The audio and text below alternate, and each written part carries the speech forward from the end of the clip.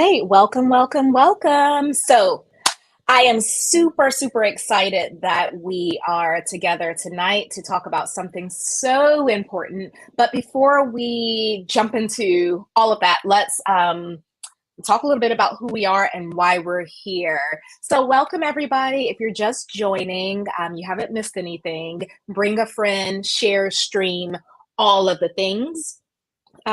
We are from the Alpha Kappa Alpha chapter, Tau Epsilon Omega chapter of Alpha Kappa Alpha Sorority Incorporated. Let me get that right. I don't want to mess that up.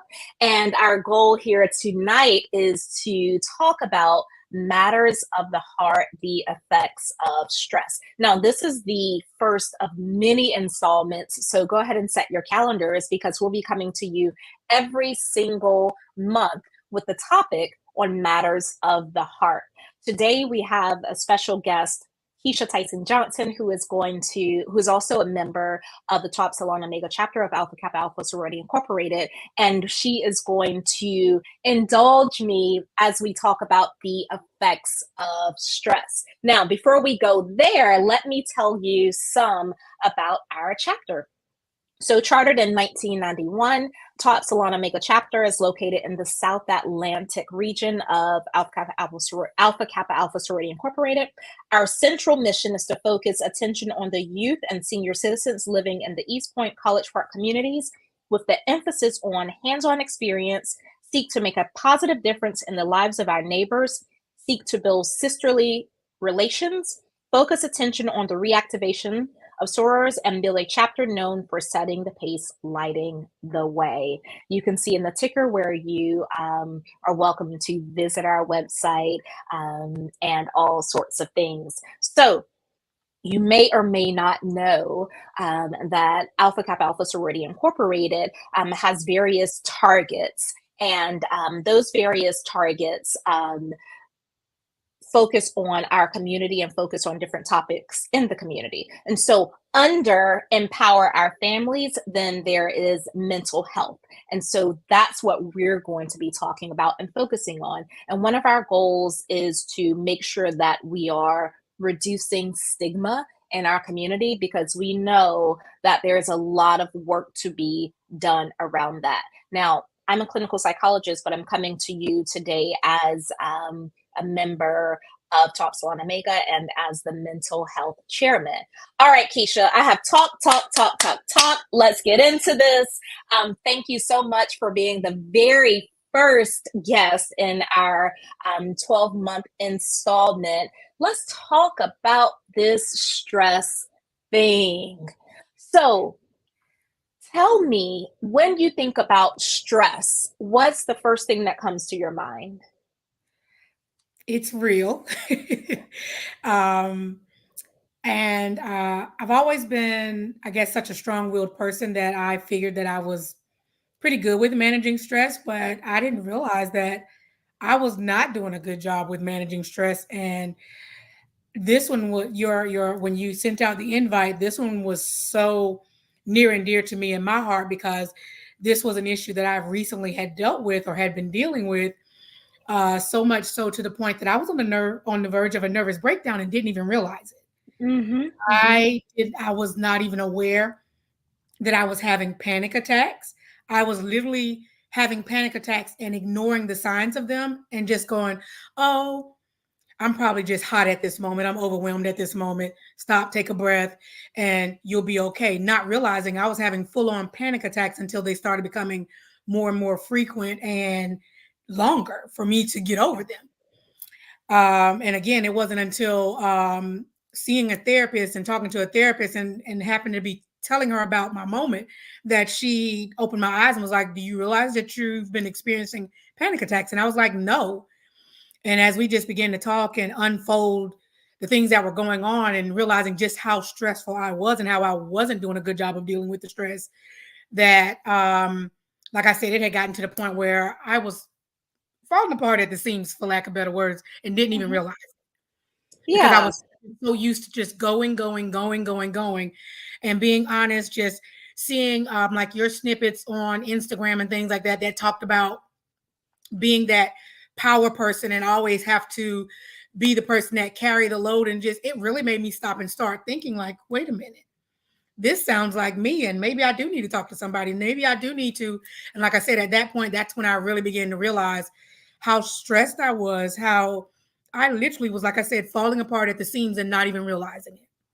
So let me ask you this. I'm so glad you are sharing your personal story for our community, for our viewers out there. What if someone is like, I don't know if I'm stressed out? Like, what are some of the signs, the subtle signs before the panic attacks, before the feeling like you're having a nervous breakdown, before all of those things? Looking back, what are some of the subtle signs that crept up on you about stress?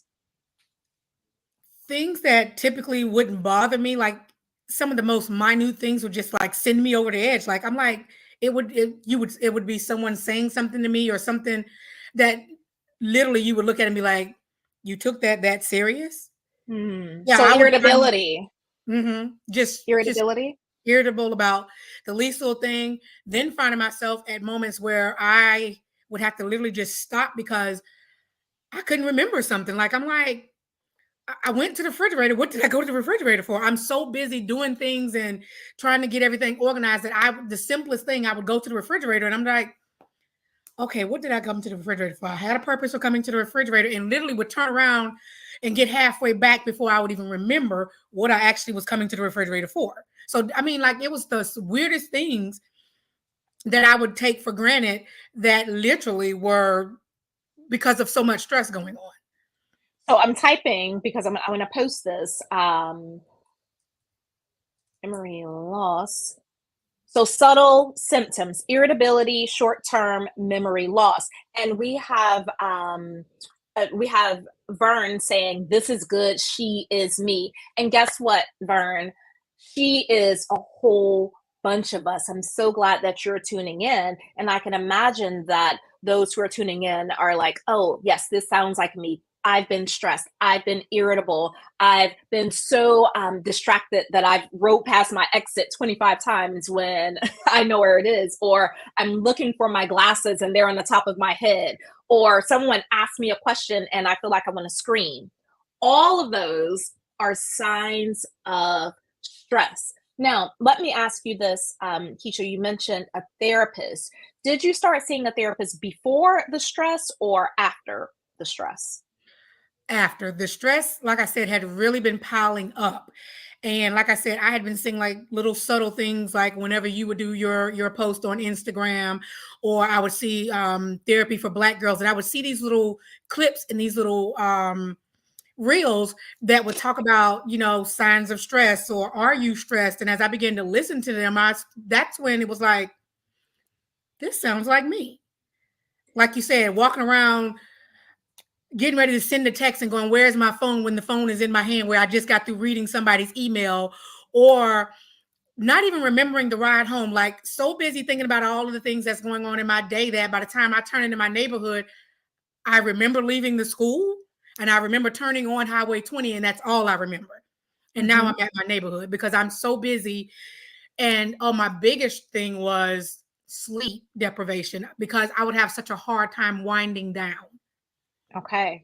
I'm getting this down and I want to put it up here. So, I can't wait to talk about sleep. So those who know me know that I do not play about my sleep, and I'll tell you why. So let's go there. All right.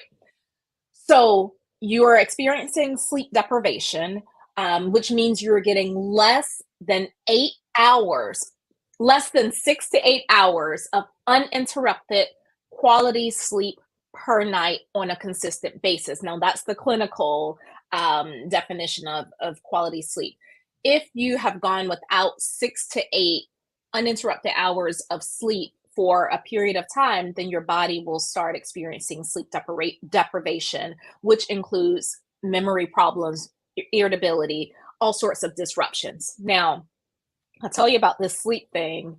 I'm so obsessed with my sleep that I wear a sleep tracker, the Aura Ring, and it gives me a report every single morning. So I'm really regimented. I have a morning routine. And if I'm not sleeping the way I should, my report will say, Did you eat too late? Were you worrying about something? Did you drink, an extra glass of wine when you should have just had water? Like, it doesn't say that, but it'll prompt me for those types of things. I'm saying all that to say, Keisha, I love that you mentioned sleep because so many of us take sleep for granted, and sleep is a requirement. It's not like, oh, I get to choose whether or not I sleep. It's a requirement. And if we're not sleeping, we are doing harm to our bodies, sometimes in ways that are difficult to repair. So, um, irritability, racing thoughts, sleep deprivation, um, short term memory loss. Uh, what other symptoms would you like to point out to our audience, to our viewers, to our listeners, so they can take a seat back and say, that might be me?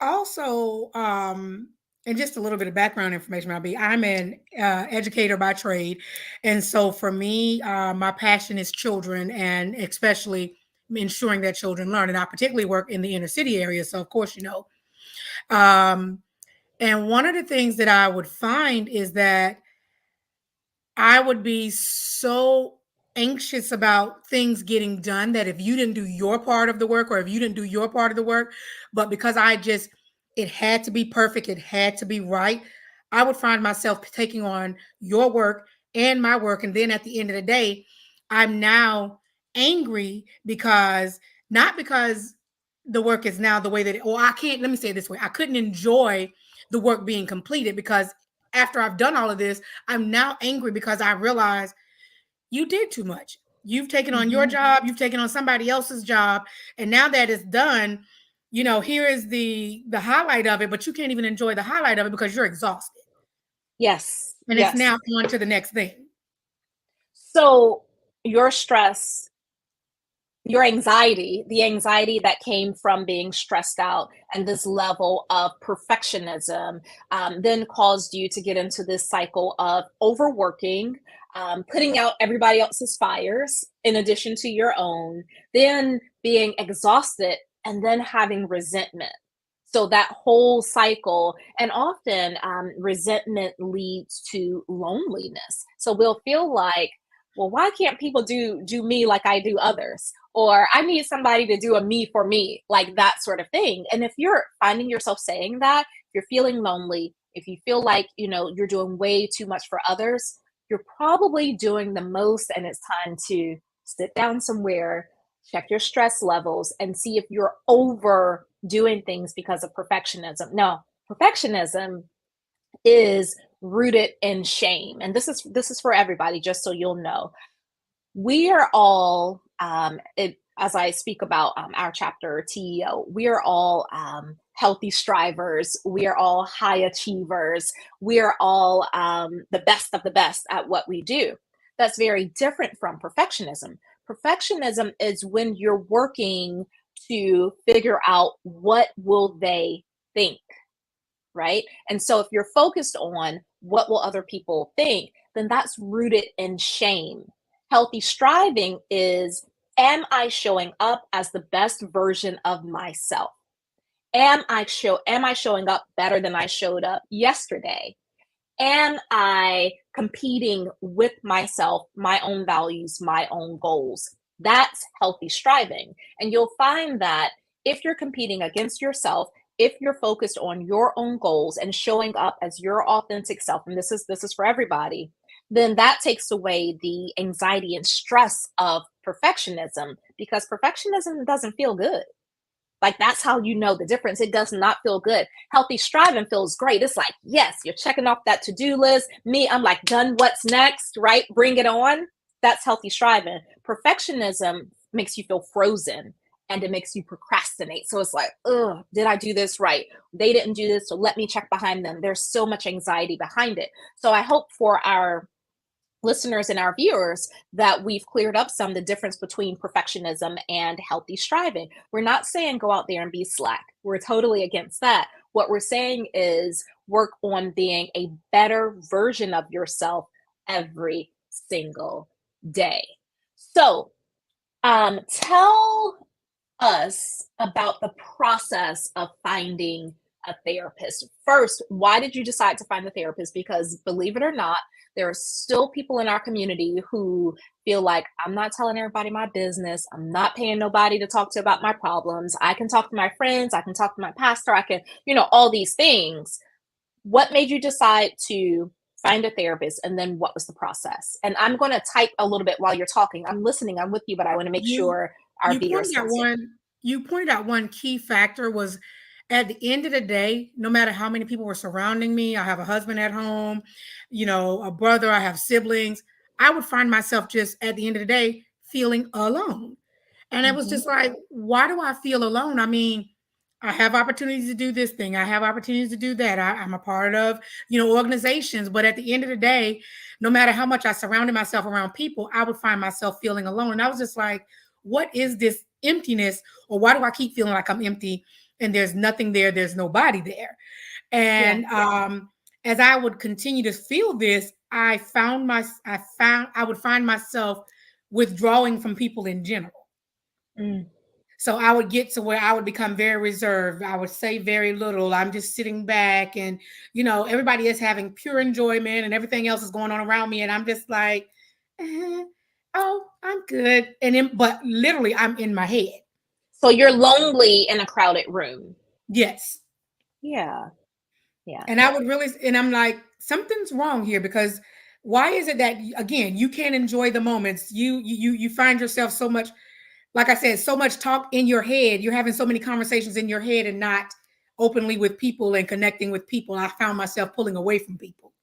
Yes. Yes. And the pulling away again leads to more isolation, which leads to more loneliness, which leads to additional stress, anxiety, and all these things, because in isolation, that's where most of the um, feelings of hopelessness happen, Mm-hmm. because you're by yourself. So I'm glad you pointed that out. How did you find your therapist? I was in one of my women's groups, and I was having a conversation with one of my friends that I've met over the years, and she and I have grown close, and we were just talking, and I was having a conversation with her, and I was like, something's got to give. I was just telling her all the things that was going on, and I was just like, I've had enough. I was like, and I'm at this point where I just don't want to be bothered with anybody. And as we were talking, she was just like, it sounds to me like you need to see a therapist. And I was just like, why would you say that? And she was just like, I've been there. I know that feeling. Yeah. And so she said, well, do you mind if I share someone's number with you? And I was like, no. And so she shared the number with me. And I'll be honest and tell you, she gave me that number, and I held on that number for about a good 2 weeks. I would Mm-hmm. attempt to make the call, and I'd be like, I don't need a therapist. Nope, I'm not going to call this number. But then stuff would continue to pile up, and I'm still feeling this loneliness, this whatever. But I do remember in that moment of talking to her, feeling somewhat relieved. Yeah. Like it wasn't the end all, but just in that moment of talking to her and her just listening, I felt for that moment, I didn't feel that loneliness. I didn't feel alone. I felt a point of reconnecting. And so I just sat there, and like I said, for about 2 weeks, and literally one day driving, I was coming from the North Atlanta area heading back home, and I was in traffic, and I sat there, and as the traffic was rolling and I thought about it, and for whatever reason, the conversation that she and I had flashed back in my head. I literally got off the expressway, off of one of the exits, and pulled over into a Publix parking lot, and I dialed the lady's number. And ironically, I'm thinking that I'm going to get some recording or something, leave my name. The therapist actually answered the phone. Wow. So she said, well, I appreciate, I started off by telling her that, I was recommended by so and so and so, and I'm just calling because, she was just suggesting to me after we had a conversation that I need to talk to a therapist. And so I can't even remember what she asked me, but whatever the one or two questions that she asked me, it was just like, I just started blurting everything out. And she was like, yes, we need to talk. She's like, you got a lot going on. Let's schedule you an appointment, and let's schedule you an appointment immediately. Yeah. I think I want to say within 5 days, she and I were having our first session. Okay. That's amazing. In that moment that was probably divine intervention, that it was time. Yes. Yes. And so often especially with high achievers, high performers, we think, I can handle this myself. I've handled a whole bunch of things. I can definitely get through this, get past this. Um, what would you say to our audience, to our viewers, to our community, if they are on the verge of getting therapy? Like, just your personal opinion. What are some things you can say to them to help them decide? I would honestly say, depending on what your insurance is, you have options. Number one, so if you are talking with someone and you feel like that person is not meeting your needs, it's okay to talk to someone else until you find that fit. It's just like in any everyday situation, everybody's not our cup of tea, and it's Mhm. okay to say, well, I don't think this is a person for me, and be okay with talking to somebody else and not feeling like, well, oh, here I go telling my business to somebody else again. Yeah, yeah.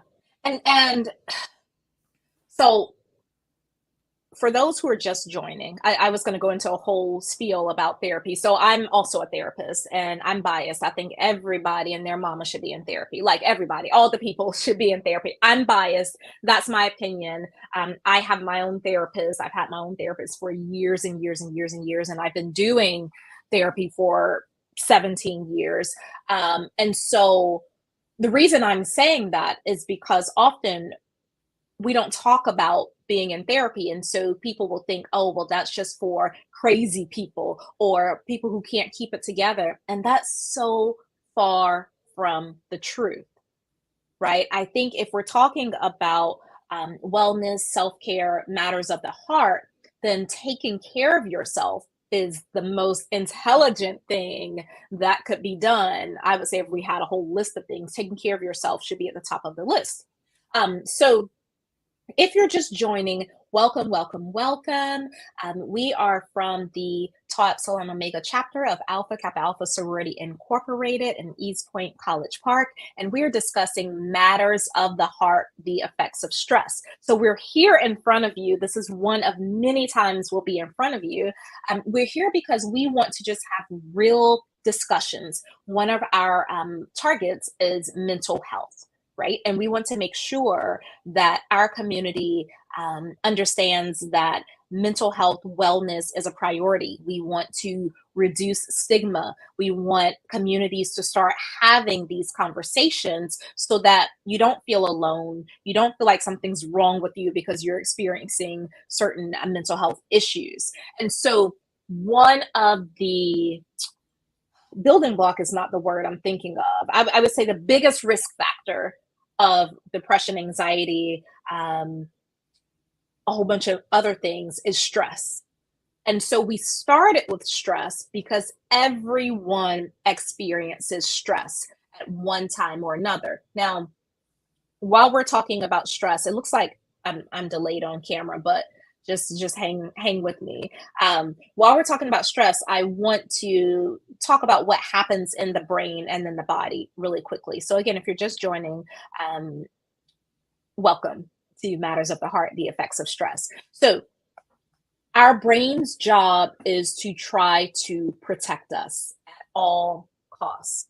And so when our brain feels like we're in danger, then it tells the rest of our body we need to either fight, run, or freeze, right? Fight, flight, or freeze. And so the old school part of our brain, the limbic system, doesn't have words, it doesn't have language, it just understands like what we're feeling and what we're telling it. And so let's say, Keisha, you're super stressed out at work, you're doing other people's job, and you're holding your breath during the day, you don't even realize it, you're not sleeping like you're supposed to, your brain is going to think that you're under attack. And so it's going to go into this sort of survival mode on a regular basis. And that type of chronic stress then ends up messing up our body, our organs, all those types of things. So I could go into it in detail. I don't want to like bore everybody. But obviously your physician, your therapist, your health practitioner will tell you about the effects of stress and how it really does damage your body, how it can lead to heart disease, how it leads to so many other issues, and it's important that we talk about it. So, stress is your body's response to a stressor, which is why we all experience stress in a different way. Your body's response to a stressor is something that happens during the day. So something that's a stressor for me might not be a stressor for you. So it's your body's response to a stressor. And the reason that's important then is because you can control your stress by determining how you respond to a stressor. So, Keisha, what are some of the techniques? What are some of your favorite? Let's do your top three stress relief, stress reduction, anxiety reduction techniques that you've learned. Um, the biggest one has been tuning into me Mm-hmm. and finding that thing that brings me peace Yeah. and making time to do it. Okay. So, for example, by nature, I like to craft. So every week, one of my regimens now is I find something that I want to work on, and my goal is every day to work on it, and by the end of the week I have it completed. And it's just something for me that allows me to de-stress, decompress from everything that I've been doing. Another thing that she shared with me, and it has been working, is when I feel those moments of just angst and it's a lot going on, finding me a quiet place and literally talking out loud or journaling. So in an Mm-hmm. essence, kind of my talk to God in an essence. So it may Yes. be, you know what, excuse me, I need to run to the restroom for a minute, and just being okay with being in that space and having that conversation and just letting it all out, and at the same time letting it all go. So let And me pause you here because you've said a few things. You said journaling. You already know I'm gonna go there because I love me some journaling. But I'll go back. Basically, you said one of the strategies that helps you with stress is doing something that you love. And so I'm looking at our comments on the live, and other people love journaling too. Yep, shout out to all my journaling people. Um, so yes, this live will be shared on the Top Salon Omega um, on the public pages. So do something you love. So Keisha, let me tell you this. I work with some amazing women, like the best of the best of the best. And when we're talking, I'll say, well, what do you like to do? And they're like, I don't know. And I'm talking like women running companies, they're running their families, they're innovators, and we get so into solving other people's problems, putting out their fires, climbing the corporate ladder, taking care of our families, that we don't even know what we like to do. So imagine if we don't know what we like to do, then how in the world are we even going to do it? So I'll tell you all this. If you're watching, let me give you a little bit of homework assignment. All right.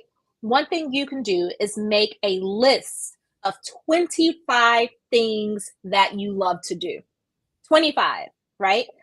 I call them a pleasant activities list, your PAL, right? And so you write down 25 things that you love to do.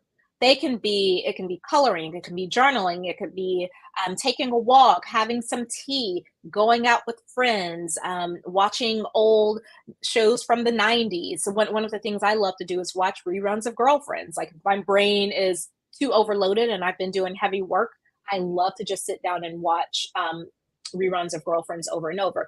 Anyhow, make a list of 25 things you love to do so that when the stress is coming, you can go directly to that list and you don't have to think about it. Now, a pro tip, like Keisha said, is every single day do at least one of those things. It's a challenge, but y'all can do it. Every single day, do at least one thing that you love, no matter what. So, Keisha, what are some other examples that our viewers, our community, our listeners could do? They're probably like, one thing every single day. I don't know what that is, or I don't know how to do that. What's some things that they could do? I think you named the gambit of them.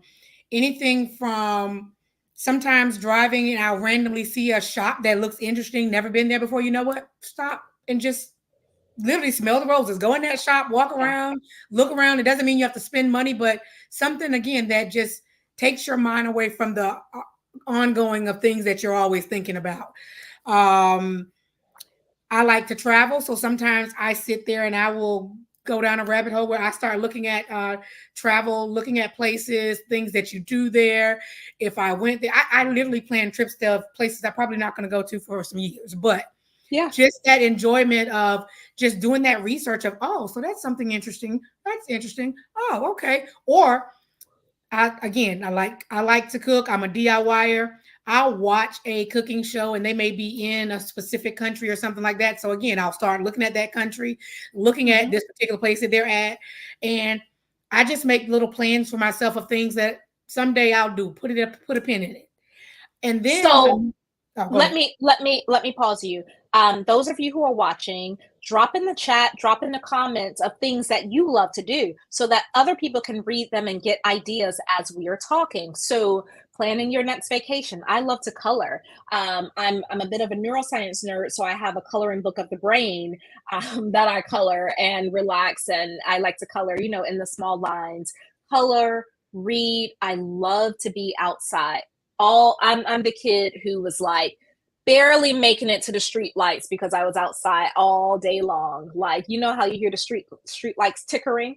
And it's like, ooh, that was me, like pushing it to the limit. So anything outside, anything with plants. Some of our viewers are saying taking a walk while on a break on a job. Yes, walks are everything. I like to sketch. Yes, just purchase a sketchbook from Michael's. I read romance books. Yes, romance books.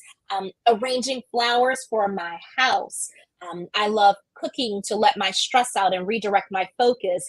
Being outside is so grounding. Yes, yes, yes. Keep it coming, y'all. So share the things that you love to do because sharing is care. Oh, waterfalls. Yes, waterfalls. And we're in Atlanta, East Point College Park area, and we have some hidden waterfalls here all around. So, yes, get out there to those waterfalls. Yoga. Yep. Definitely love some yoga. And so there are tons of things that we can do every day that we love. It's just that when we're moving so quickly, we forget about the little things, and the little things count.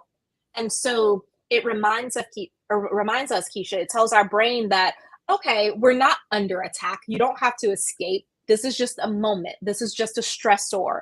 So something that you all can remember, yes, writing poetry. Somebody wrote writing poetry is something they love to do.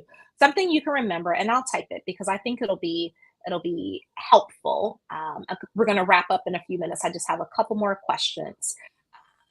So, stress is just a problem to be solved, not a threat to your survival. And I'll post that for you.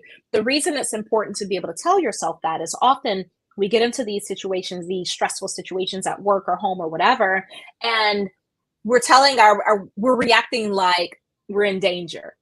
And that confuses our brain, that confuses our body. If you tell yourself stress is just a problem to be solved, not a threat to my survival, and I am highly capable of solving problems, that right there will calm you down, at least in the moment. All right, Keisha, what else? I found it was a positive affirmation when I was traveling. It said, I can do anything, but I can't do all things. And that has become my Wait, daily wait, wait. Say affirmation. that again. That's good. That's good. That's good. Like say It that was, slow. I saw like I said, I was traveling and I saw this on some little sign somewhere. It said, I can do anything, but I can't do all things. And that Mhm. became my daily meditation. Like when I wake up in the morning, I literally started putting sticky notes on every mirror in my bathroom with that statement on there that wherever I am in that moment to stop and read that statement and it recenters me. Yes, yes, yes, yes. And so what about the people who are like, well, we're designed to be able to do all things. Like, what would you say to that? I have my own answer. But what would you say to that? Just what it says. I can do anything, but I can't do all things, meaning I don't have to do all things. That's why there's more people here than just me on this earth. I'm not the Ah, only person on okay. this earth. Okay. So being Got it. okay with, you know what, that's not my problem. And I'm okay with not trying to solve that problem. Yes. Not so it's not our jobs to be everybody's relationship manager. Correct. And often we brand ourselves as relationship managers for our family. A lot of us are, we brand ourselves as the fixer, the go to person. And then we get mad when everybody is like bombarding us. But we branded ourselves in that way. And so a challenge would be to think of ourselves as innovators or as a resource to give information, not the actual source. So be a resource, not the source. And so if you're having difficulty saying no and all those things, you can definitely be a resource. You do not have to be the source. So before we wrap up, is there anything else? And we'll talk about some resources for you all. Is there anything else, or what would your parting words to our viewers be, to our audience, to our community about the effects of stress? If I could part any wisdom in terms of stress, I think you've said this many times in our conversation. That is one, pay attention to your body because, as you stated, your body will tell you, hey, I've had enough. And if you ignore the signs, eventually your body will say, well, you know what? I tried to tell you, I'm just going to shut down.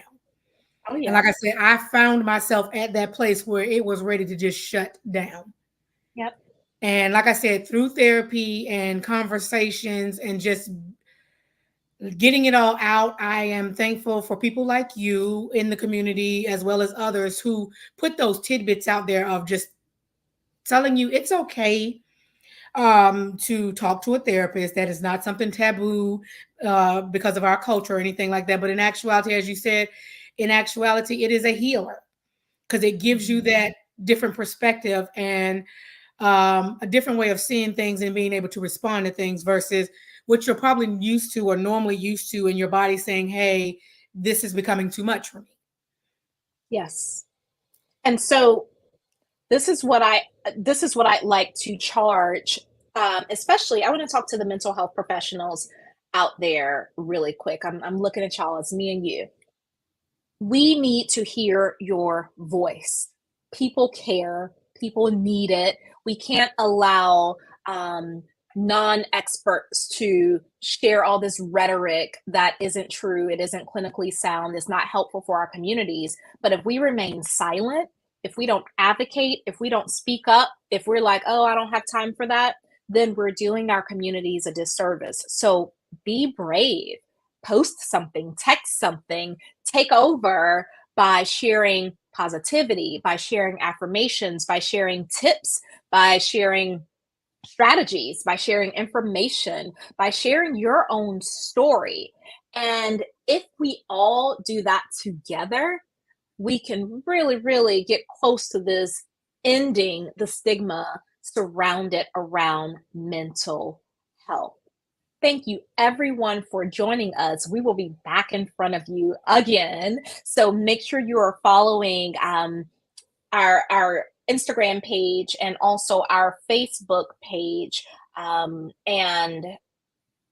I'm looking at it right now, AKA underscore TEO 1991 on Instagram, AKA TEO 1991 on Instagram, and also Taught Salon Omega chapter of Alpha Kappa Alpha Sorority Incorporated on Facebook. So follow us so that you can see all of the wonderful things we're doing in the community, so you can be a part of it, so we can hear your voice, so that we can spread the word and really, really make an impact. Before we go, I would be remiss not to mention our leadership, our fearless leaders, our president, Suzette Lassane, and our vice president, Sydney Jakes. Thank you so much for allowing our committee to jump out here and do this. Thank you for the flexibility. Thank you for your leadership. Thank you for your commitment. Thank you for caring. And we'll be back in front of you all soon. Anything else, Keisha, before we roll out? Nope. Thank you for the opportunity to share. And I hope that this has enlightened someone else to take that first step. Listen, someone already said thank you. I needed this word today. And lots of thank yous and a conversation we needed in our community. So, yes, yes, yes. Last thing, I'll just read some more. Give you your flowers, Keisha, real quick. Thank you all so much for this event, especially on topics as such that aren't normalized to speak about out loud without feeling judged. Yes, that's the purpose. Thank you for the gems tonight. With everyone going after New Year goals and resolutions, this was a good reminder to pace ourselves. It's okay to take your foot off the gas and breathe a little. Yes, please breathe. All right, y'all. We're gonna love you and leave you. We'll see you again. Make sure you stay connected and take good care of yourself. On the screen, we listed 2 resources for therapy, therapyforblackgirls.com and also psychologytoday.com. Those are 2 resources you can use at any time in order to search for a therapist, because everybody could benefit, in my personal opinion. All right, y'all. Good night. Bye-bye. Right.